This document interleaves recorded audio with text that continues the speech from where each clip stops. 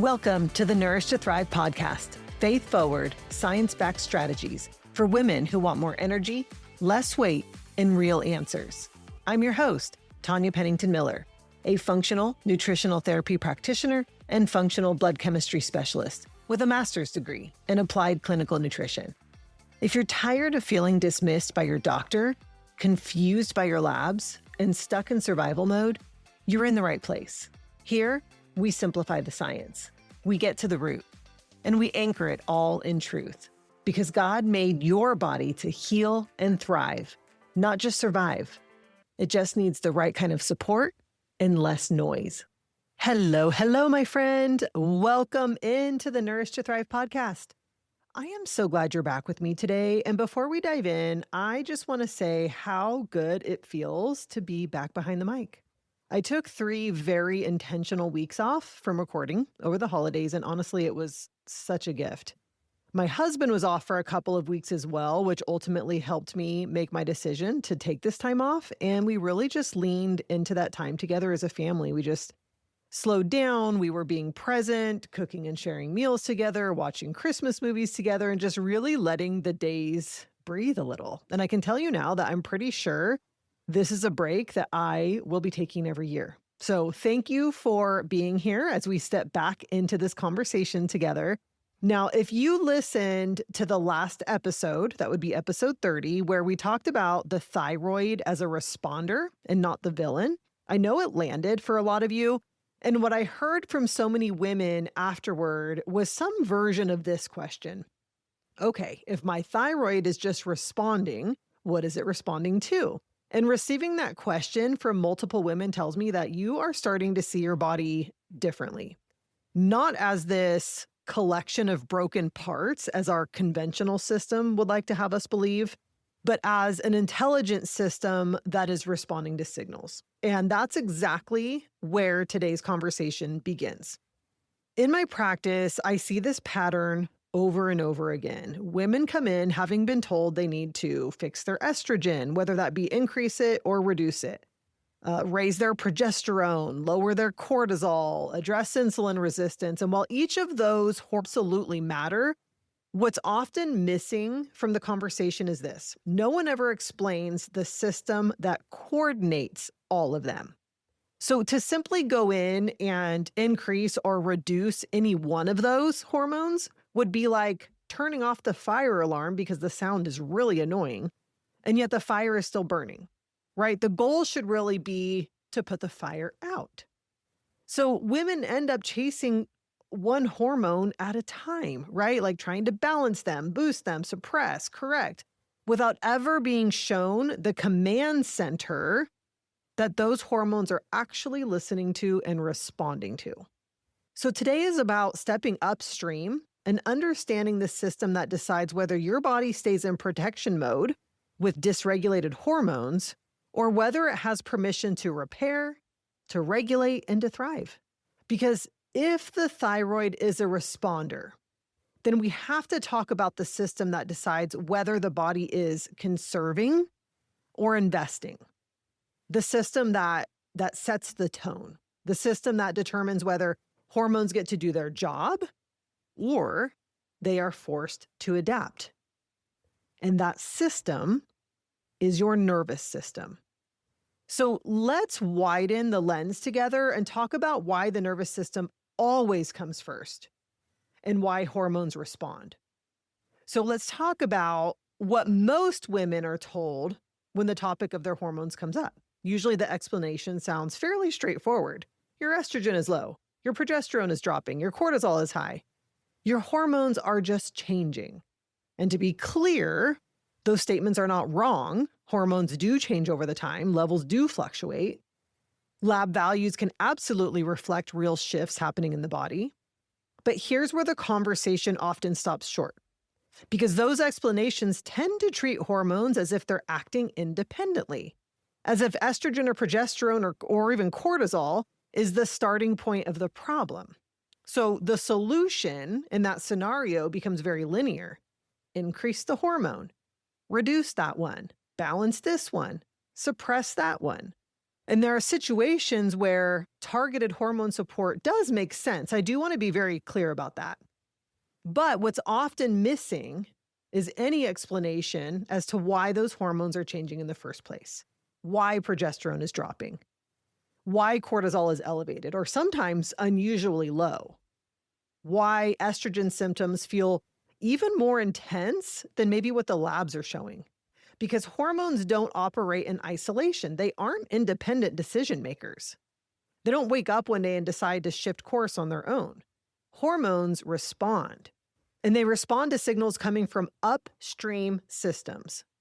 Signals about energy availability, stress load, and whether the body perceives safety or threat. So when we focus only on the hormone level itself, we're often addressing the output without understanding the input. We try to correct the messenger without ever asking what message is the body trying to respond to. And this is why so many women feel like they're constantly chasing balance. They try one approach, feel a little better, and then slide backward. They adjust supplements, tweak medications, change protocols, yet nothing ever feels stable or settled for the long term because the conversation never moved far enough upstream. Hormones don't decide how to behave in isolation. They respond to the environment they're operating inside of. And until we start talking about that environment, the system that is setting the tone, hormone conversations will always feel incomplete. So let's talk about how hormones actually function inside the body. Hormones are chemical messengers. Their job is to carry instructions from one place to another, to tell tissues what is needed, when it's needed, and how urgently the body should respond. They're incredibly important. But they're not the ones creating the strategy. They don't decide the plan. They carry out instructions based on signals they receive from upstream systems. And again, the primary system coordinating those signals is your nervous system. Your nervous system is constantly scanning your internal and external environment, day and night, okay, whether you're aware of it or not. It's addressing things like energy availability, stress load, inflammation, emotional demand, physical safety, recovery capacity. And based on that information, it's answering one core question. Is this a season to build, repair, and reproduce? Or is this a season to conserve? And that decision shapes everything downstream. When the nervous system senses safety and adequate resources, hormones are free to support ovulation and progesterone production, stable blood sugar, efficient metabolism, healthy thyroid conversion, tissue repair and recovery. When the nervous system senses strain or overload, hormone signaling shifts to match that reality. We may see progesterone production downshift. Estrogen signaling may feel more dominant. Cortisol may rise or even flatten depending on the stage of adaptation you're in. Insulin sensitivity may change as a body prioritizes fuel availability. These patterns reflect the body responding intelligently to the environment that it believes it is in. And one way to picture this is through air traffic control. So your nervous system functions like the control tower. It has a wide view of what's happening, weather conditions, runway availability, fuel levels, timing, right? All of it. Hormones are like the airplanes. They don't decide when to land or reroute or delay. They respond to the instructions that they are given. If the tower signals congestion or poor conditions, planes are going to circle. They're going to redirect. If conditions are clear and resources are available, landings proceed smoothly. And in the body, the same principle applies. When the nervous system senses ongoing demand without adequate recovery, hormone signaling adapts to preserve energy and maintain stability. That adaptation shows up as the hormone patterns women are often told to fix. So what's important to understand here is that these shifts reflect adaptation. They tell us the story of a body responding to load, the season that you are in, and perceived safety.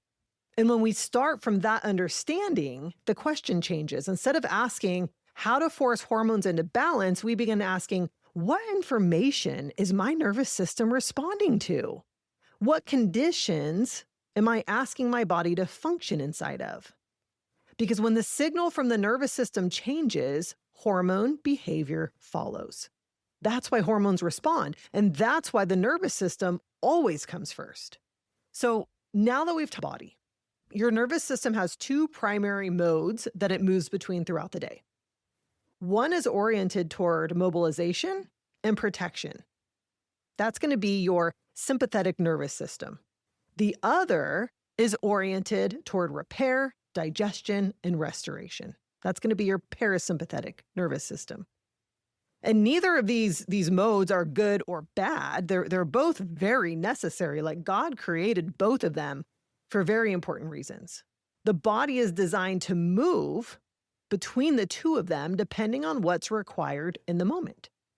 And the challenge comes when the system spends too much time in the state of mobilization, our sympathetic state, without enough opportunity to repair in our parasympathetic state.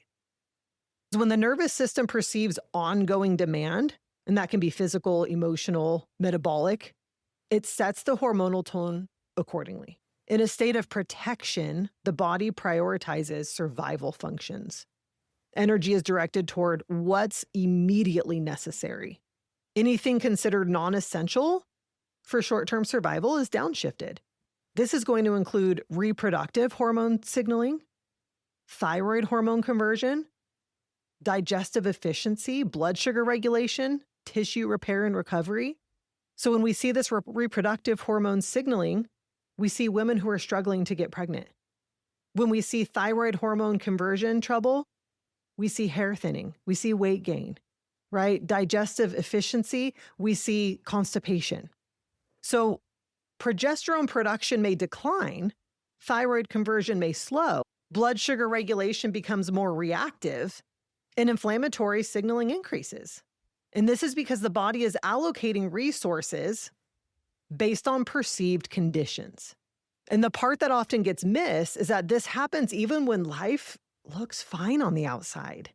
Like there doesn't have to be this major crisis. There doesn't have to be trauma in the traditional sense. There doesn't have to be something obviously wrong. It can happen in a season of chronic busyness. That was my situation. It can happen in long stretches of, being the dependable person, in years of pushing through without adequate recovery, in patterns of under-eating, overtraining, or just always being on. Over time, that level of demand becomes familiar. It gets labeled as normal by society, but your nervous system doesn't respond to societal labels. It responds to load. And when that load stays elevated, the body adapts hormonally to match. And this is why two women with very different lives on paper can present with remarkably similar hormones. One woman may be in a season of constant activity, working, raising kids, managing a household, just always moving. And another woman may have fewer daily demands, more flexibility, far less visible stress. But the nervous system isn't responding to how busy life looks from the outside. It's responding to the total load the body has been carrying over time and how much recovery it's been given in return. When that internal load is similar, hormone signaling adapts in similar ways, even when life circumstances look very different. Because hormones don't respond to how capable you are. They respond to whether your body feels safe enough to invest. Quite literally, safe enough to ovulate, safe enough to convert thyroid hormones efficiently, safe enough to stabilize blood sugar without constant correction, safe enough to repair and restore instead of conserve, safe enough to release stored body fat into your bloodstream so that you can burn it off. And once you see this, hormonal patterns start making sense in the context of the nervous system, the system that has been setting the tone all along. Now, I know by this point, a lot of you are nodding along, And not necessarily because this is brand new information to you, but because finally it explains something that you have lived or are living currently. You've likely tried to support your hormones in some way. You've taken supplements, you've adjusted your diet, you've changed how you exercise. For some of you, you've started HRT. And often those things do help, at least for a while. Symptoms might ease a bit, energy improves slightly, sleep gets better, right? Until it doesn't. And then somewhere down the line, things begin to stall again or just kind of slide backward. What's usually missing in that picture has nothing to do with effort or consuming the right product. It's the layer underneath. When your nervous system remains in a state of vigilance, when it continues to perceive demand without enough recovery, hormone signaling stays adaptive. I mean, it's a genius system, actually. Your hormones keep responding to the same internal environment. So even with good support in place, your body stays oriented toward conservation. And that's why progress can feel partial, oftentimes temporary, or just inconsistent. This doesn't mean hormone support isn't helpful. It just means that hormones are working within the limits of the signal they're receiving. They cannot override a persistent message of strain. And this is the same pattern we talked about in the last episode with the thyroid. You can support thyroid hormone production. You can improve conversion on paper. You can even take medication when it's appropriate. But if your nervous system continues to signal that resources are limited, the thyroid can only respond so much. The same principle applies to estrogen, progesterone, cortisol, and insulin. Hormone support works best when it's layered on top of a system that feels safe enough to respond. And when that safety isn't there yet, the body adapts instead of stabilizing. And that's why I've heard a lot of you say, I felt better for a few months and then everything just plateaued again. I did all the right things, but nothing ever fully clicked.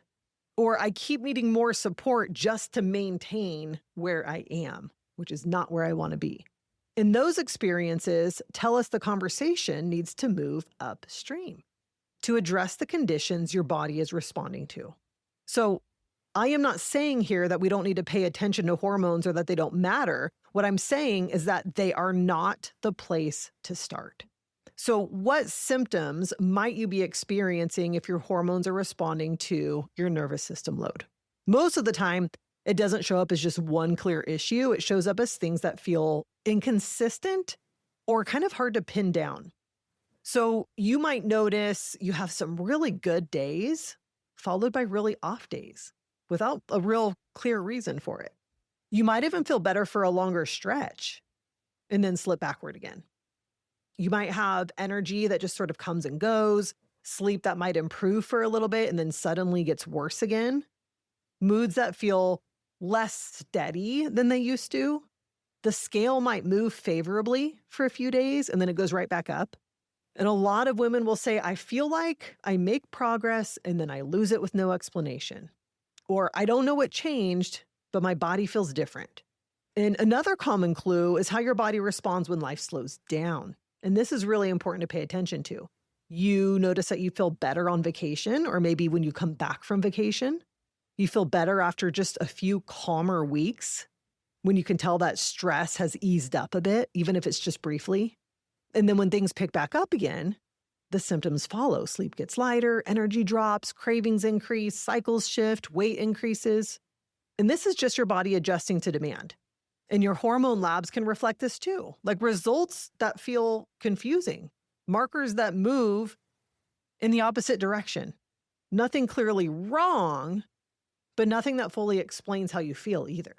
So again, what's important to understand here is that these patterns are your body responding to load.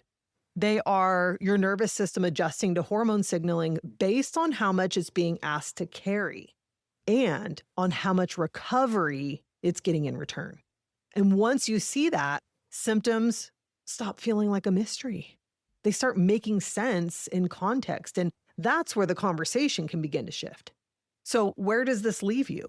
It brings us back to something foundational. Supporting your nervous system isn't an extra layer you add once your hormones are balanced, it's the ground everything else is built on. Because hormones can only respond within the environment they're given. And when that environment feels unpredictable or depleted or urgent, hormone signaling adapts accordingly.